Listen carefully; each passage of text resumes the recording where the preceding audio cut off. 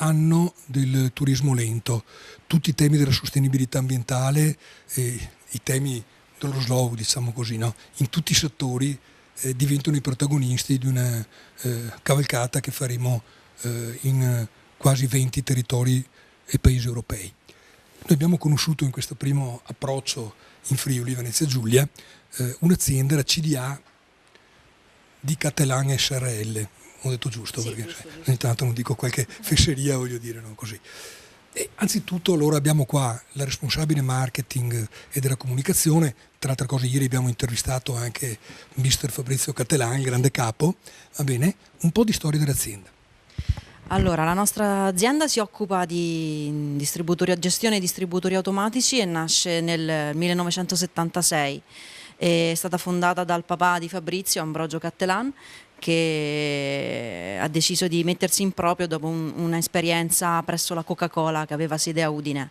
E da quel momento in poi l'azienda è cresciuta, adesso ci occupiamo sempre di distributori automatici soltanto sul territorio del Friuli Venezia Giulia e del Veneto orientale. Abbiamo 75 dipendenti, tutti a contratto a tempo indeterminato, e ci occupiamo soprattutto per tutti, sia per le aziende che per i privati. Aspetta, tutti i dipendenti, da dove provengono i dipendenti? Questa è la prima cosa.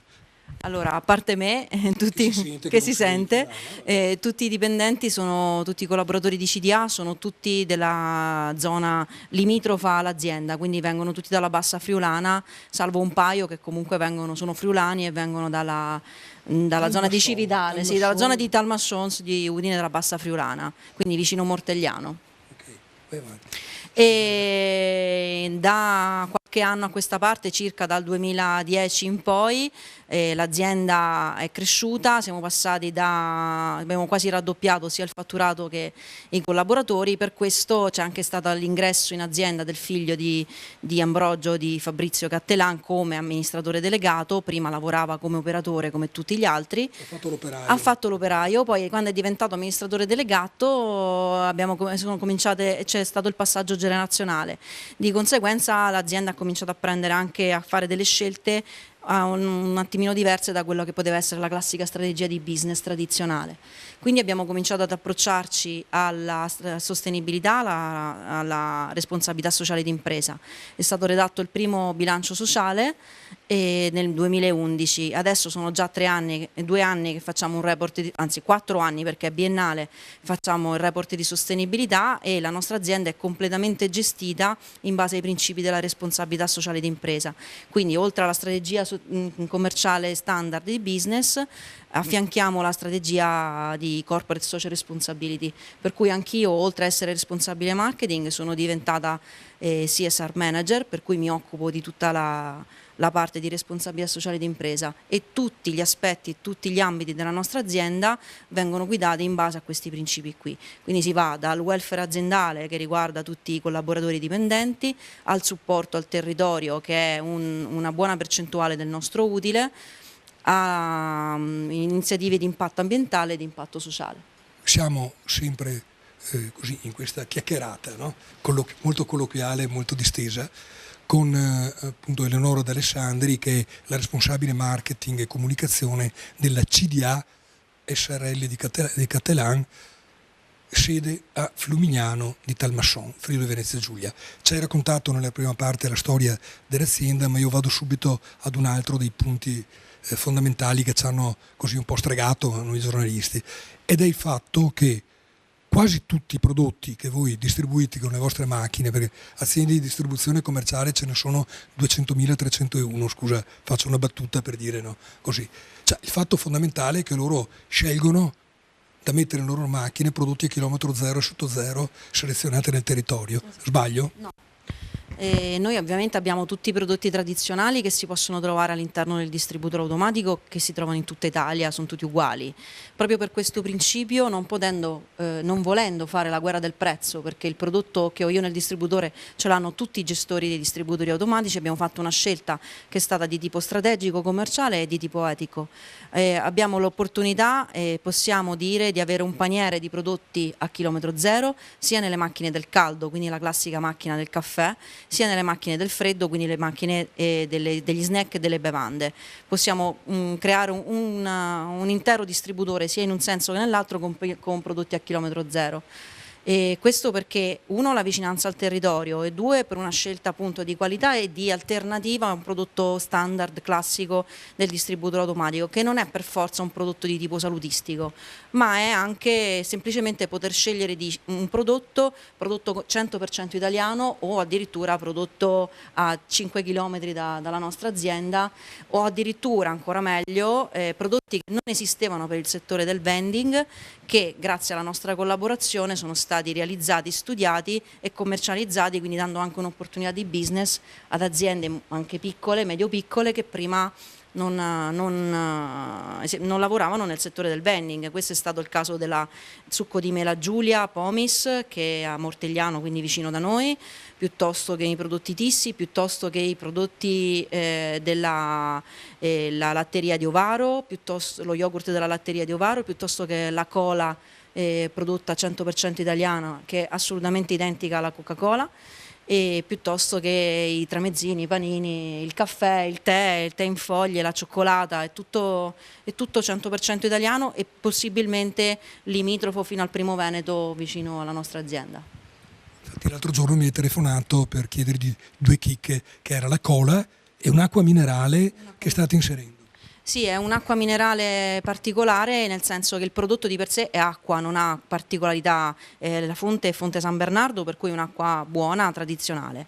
La particolarità, la scelta di quell'acqua lì, che si chiama WAMI, che vuol dire, è l'acronimo di Water with a Mission, è un'acqua che sostiene, la società che la imbottiglia sostiene come scopo, è una società di benefit, ha come scopo, l'unico scopo, di sostenere progetti idrici in Africa. Quindi con l'acquisto di una bottiglia del nostro consumatore, nel momento in cui acquista una bottiglia al distributore, contribuisce all'acquisto di 100 litri d'acqua, che non vuol dire acqua gratis per chi la riceve, ma un allaccio, un rubinetto all'interno della propria casa. CDA, in collaborazione con questa azienda, non solo commercializzerà l'acqua all'interno del distributore automatico, quindi dando la possibilità ai nostri clienti di contribuire a questi progetti idrici, quindi proprio people for people, ma in più, come impatto sociale, anche noi abbiamo adottato un villaggio intero in Africa, acquistando un altro prodotto sempre di questa azienda, che sempre riguarda l'acqua, e quindi contribuendo alla creazione di un pozzo, un acquedotto e di 250 allacci, quindi 250 famiglie.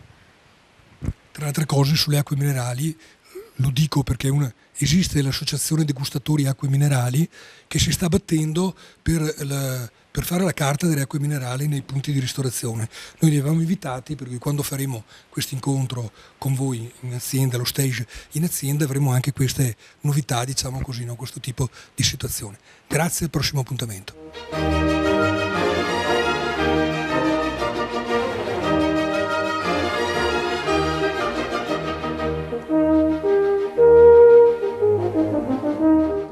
Allora, sono oltre 10 i paesi delle regioni europee che sono inseriti nei progetti di Borghi d'Europa, ma a noi piace anche andare a scherzare con la cultura e col mondo, no? Ci piace. E quindi non abbiamo solo i paesi dell'Unione Europea, abbiamo anche i paesi del Consiglio d'Europa, tipo San Marino, la Svizzera, altre situazioni. E poi abbiamo quella che noi consideriamo una nostra chicca, dai, posso dire così, Marcello. Il dottor Marcello Zanoni è Cavaliere di Malta. Allora, che ci azzecca il sovrano ordine militare di Malta con un progetto come questo? Sovrano militare ordine ospedaliero di San Giovanni di Gerusalemme, detto di Rodi, detto di Malta. Cosa significa? Significa che è un ordine religioso della Chiesa Cattolica, non clericale, non fatto da preti, ma fatto da laici, e una piccola percentuale ancora oggi è di laici consacrati, i cavalieri professi cosiddetti, ma è anche uno Stato sovrano. Scusa, no, lo chiedevo per biografia. Cioè, dai, diciamo che ho fatto degli impegni, diciamo, di carattere religioso. È un ordine religioso, ma è anche uno Stato sovrano perché è nato quasi 1000 anni fa in Terra Santa a Gerusalemme, ha poi avuto periodi di piena sovranità sull'isola di Rodi dal 1310 al 1522 e sull'arcipelago maltese dal 1530 al 1798.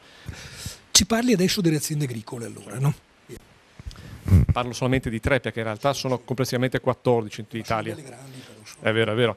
Ce ne sono alcune che producono ad esempio sughero in centro Italia, ma sicuramente quelle più rilevanti per il nostro discorso sono le 3 che producono vino.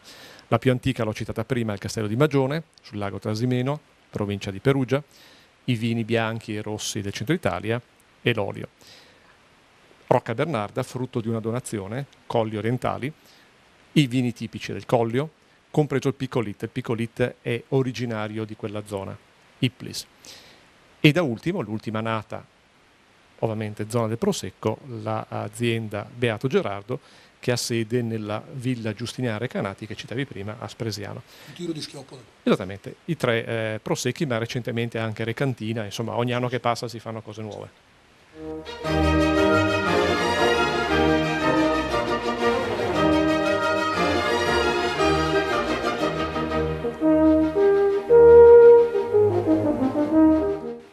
Giravo per le campagne trevigiane, no? Cominciamo così con un senso aulico di racconto, no? Proprio. E mi sono imbattuto in questo personaggio qua. Il personaggio è Michele Carisi, siamo a casa sua tra altre cose, quindi devo stare attento anche come ne parlo perché magari dopo mi dà anche un sacco di botte, voglio dire, no? Così. Bevo un caffè, entro dentro, ordino un caffè. Ultimamente erano 2 i settori in cui ero molto disamorato, no? Le pizze, perché devo armarmi sempre di acqua minerale per digerirle, dopo ne parleremo con chi di dovere. E dall'altra questi caffè insulsi che accompagnano le mie magre giornate di cronista dei poveri, diciamo così, no? Cioè, mi sono sentito sto caffè buono, ho detto ma chi è sto personaggio? Chi sei Michele Carisi della microtorrefazione caffettì? Niente, sono un microtorrefattore, mi occupo di caffè speciali perché parlano di territorio e di persone. In teoria l'associazione si chiama la Specialty Coffee Association e quello che facciamo è acquistare prodotti consapevoli, sappiamo da dove arrivano, come sono lavorati, che varietà botanica hanno, l'altitudine, la longitudine e possiamo anche partecipare a progetti volendo.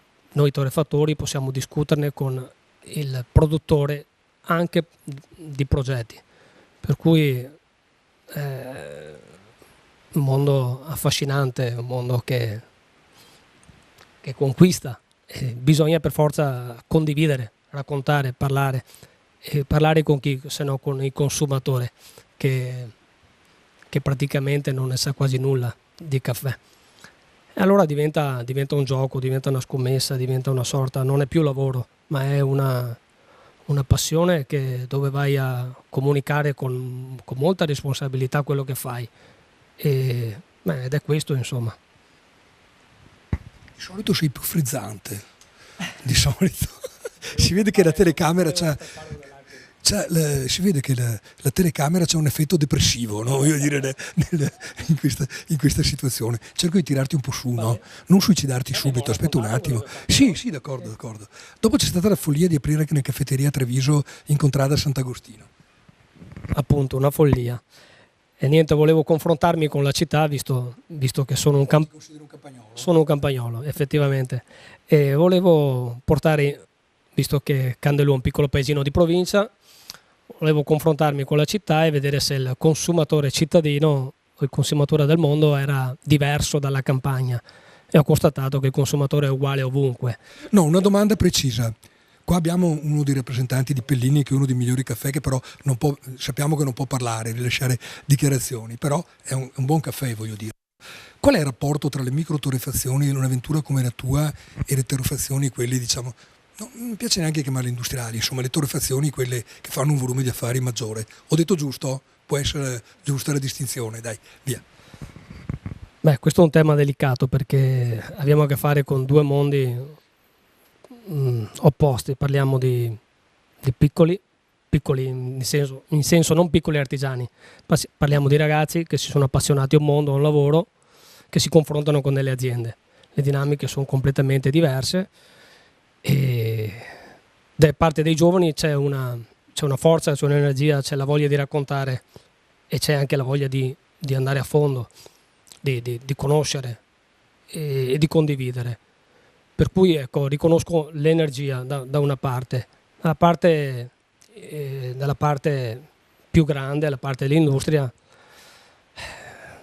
che dire, non la conosco perché non ne faccio parte. C'è la serietà, c'è il prodotto, No, dai, abbiamo capito.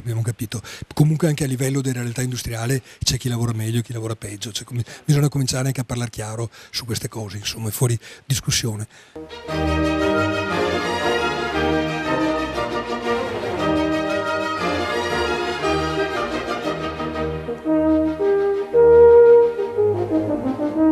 Riprendiamo un attimo il dialogo sul mondo dei mulini e delle vie della pizza. Stefan, avevamo parlato nella prima parte di questi forni Genius, già il nome, no, così è un programma. Dopodiché avevamo detto anche, sorridendo, a Stefano Pase, responsabile commerciale della Prisma Food di Casarsa della Delizia, sì, però cosa, Stefano?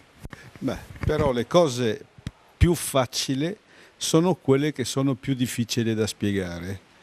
Quindi ho ideato con l'azienda Prisma Food e poi mi hanno ascoltato, quindi sono stati anche un po' pazzi di ascoltare un pizzaiolo, diciamo non solo un pizzaiolo perché alla base... Un maestro della pizza, dai. Va bene, ok.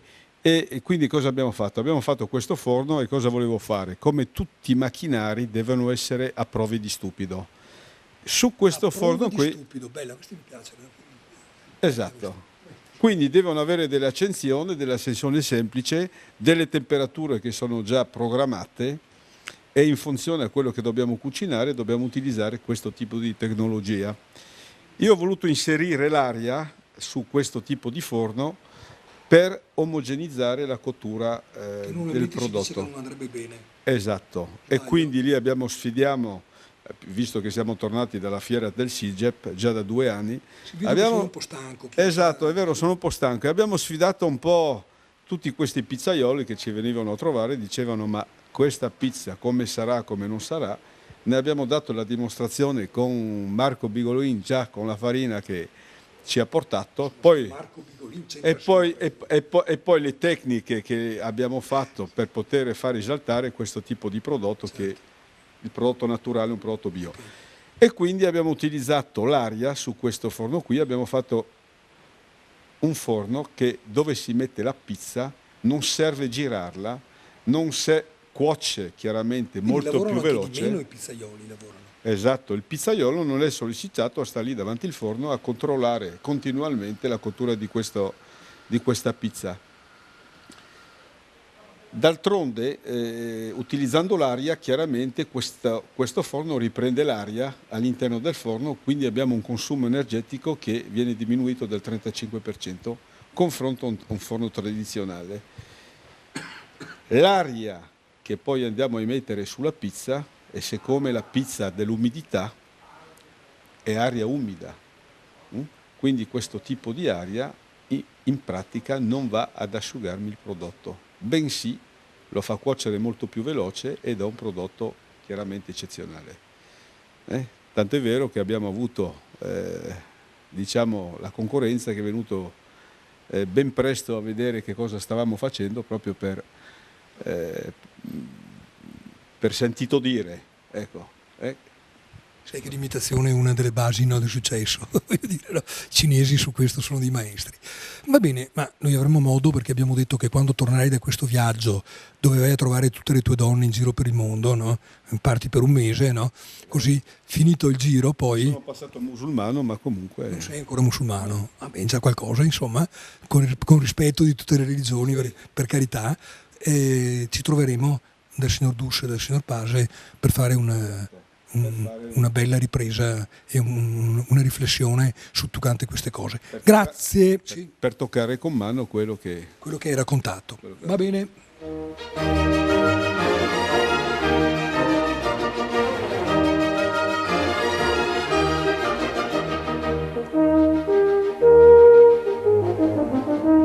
Allora, Marco Bigolin, Mulino Terrevive. Prima di iniziare una seconda parte del discorso, alcune osservazioni sul progetto Granair dell'Angolo Goloso e su quanto è stato detto dei forni Genius di Prisma Food. Allora, di questi tempi si sente parlare di filiera corta, di cereali antichi e un po' se ne fa anche un abuso e una man bassa. Volevo soffermarmi un attimo sul progetto Granair di cui parlava Marco Bisetto prima, ed c'è un po' più di roba da raccontare in tal senso, perché detta così sembra qualcosa che si riduce a una compravendita di farina, ma in realtà loro ci hanno messo le mani non sulla pasta ma sul grano da semina, cioè me li sono visti arrivare in mulino con il desiderio di seminare il loro campo di grano.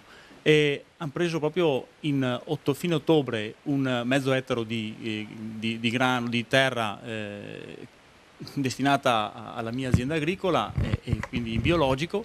Abbiamo deciso di seminare del grano antico Gentil Rosso e hanno seguito passo passo tutto lo sviluppo del cereale, dalla nascita del germoglio, lo sviluppo alla quiescenza invernale, alla ripresa vegetativa fino alla maturazione e poi tutte le fasi critiche della trasformazione e la gestione di un impasto nuovo, quindi la formazione professionale da parte loro, per portare a termine e finalizzare questo progetto supportato dalla nutrizionista Maria Sole Crosato, che ha messo in evidenza come l'utilizzo di certi cereali lavorati in un certo modo, come noi facciamo e condividiamo assieme, porti a dei benefici alla salute del consumatore finale.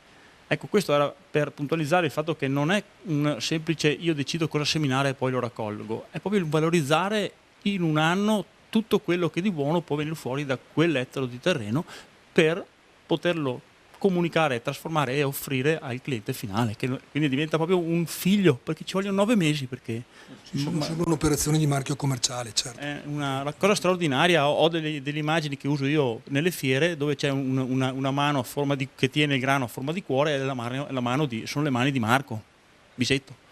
Il secondo aspetto... Marco era emozionato un po' prima, dai, via, mettiamo... Però è un'emozione per me vedere questi progetti che prendono forma e che vanno a creare delle collaborazioni che sono proprio vere e proprie sinergie fra i vari compartimenti che sono di solito stagni del nostro settore a tutti i livelli di trasformazione. Il secondo aspetto del forno o della mia collaborazione con Prisma Food, ho potuto ammirare e gustare il modo con cui Stefan collabora con la Prisma Food. Ospite per il secondo anno consecutivo, e ringrazio tanto l'azienda della Prisma Food al loro stand, ho potuto esporre non a chilometro zero, a costo quasi zero i miei prodotti. Hanno valorizzato anche il loro modo di lavorare e si è percepito chiaramente dal gradimento da parte di... Una sinergia. Ma la sinergia più bella è stata quella di valorizzare le persone, perché là vedevi, io ho avuto modo di vedere dei mercenari, pizzaioli gallonati, che ripetilo bene perché dopo lo riprendiamo. Pizzaioli, mercenari gallonati. Che con i gradi appesi alla giacchetta si facevano tronfi di fare una pizza, ma di fare una pizza e basta. All'ordine del commerciale che doveva soddisfare il desiderio di un cliente. Qua ragazzi abbiamo fatto un passo veramente in avanti inimitabile, perché le loro tecnologie sono state sviluppate con chi le usa tutti i giorni, cioè un vero e proprio professionista di lunga data. E era una cosa fantastica vedere che Stefan si trovava a spiegare come è stato sviluppato il forno e come funzionava a seconda del cliente che si trova davanti, cioè non doveva solo fare la pizza, ma spiegare anche... Stai dicendo che Stefano non è uno gallonato. Non è solo un pizzaiolo, è un vero e proprio collaboratore, una parte integrante dell'ingranaggio di tutta l'azienda, cosa che nelle altre aziende io non ho visto. Okay. Non so se l'abbiano pagato, ma comunque è bravissimo, bravo, bene.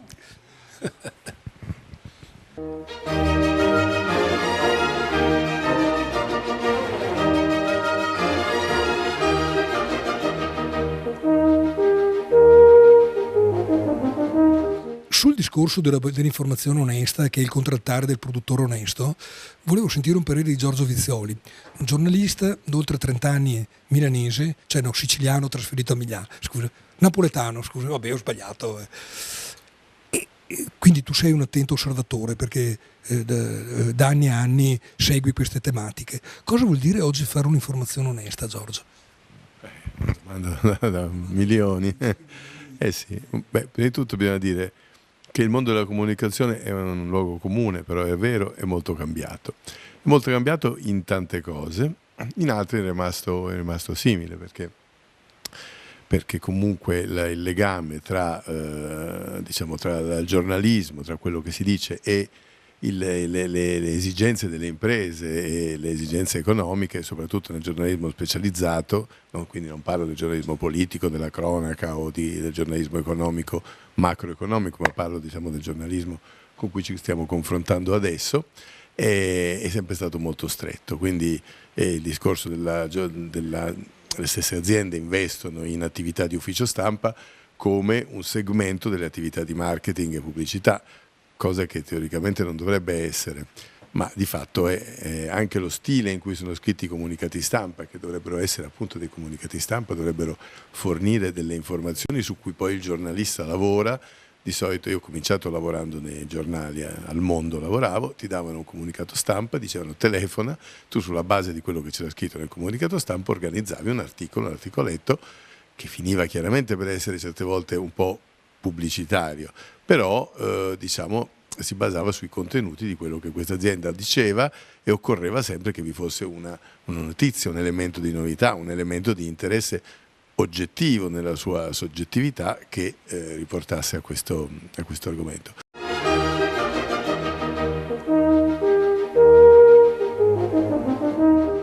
Allora, ho reinvitato qua di nuovo il direttore marketing della comunicazione della CDA di Talmasson, perché mi ha fatto, in uno dei primi incontri che abbiamo avuto insieme anche al CEO Fabrizio Cattelan, mi ha fatto un discorso molto chiaro. Mi ha detto: Giorgio, noi partecipiamo a questo progetto se è sul versante istituzionale.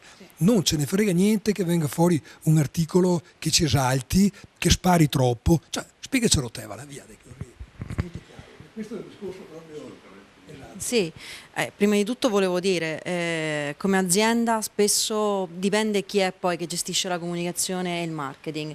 Personalmente io, venendo dalle agenzie di comunicazione, quindi avendo collaborato anche con gli uffici stampa perché era all'interno all'agenzia dove lavoravo, so perfettamente come gestire anche i rapporti con i media e con i giornalisti e cosa voglio dal mio ufficio stampa. Si è già comprati, insomma, dai, sai già come fare. Esattamente. Però a parte questo, sì, quello che ti abbiamo chiesto subito è stato proprio quello. Noi non interessa, noi abbiamo un mercato limitato, no? Dal Friuli Venezia Giulia al Veneto Orientale, e un mercato dove non nascono aziende ogni giorno, quindi non ci interessa fare pubblicità in senso stretto, quindi proprio del termine. Quello che ci interessa è sicuramente la reputazione e il posizionamento dell'azienda. Noi abbiamo sempre alzato l'asticella portando i nostri servizi, il nostro modo di gestire l'azienda sempre in alto, quindi quello che ci interessa è poter mantenere e poter diffondere il più possibile il modo in cui noi gestiamo la nostra azienda, che ovviamente diventa anche un vantaggio competitivo nei confronti dei nostri concorrenti, però questo non vuol dire non mi interessa la pubblicità del servizio, e principalmente e soprattutto quello che ci interessa è che la responsabilità sociale di impresa si fonda su un principio che è quello della contaminazione, ossia più aziende si comportano come noi e più lo stato economico e la situazione economica generale migliora.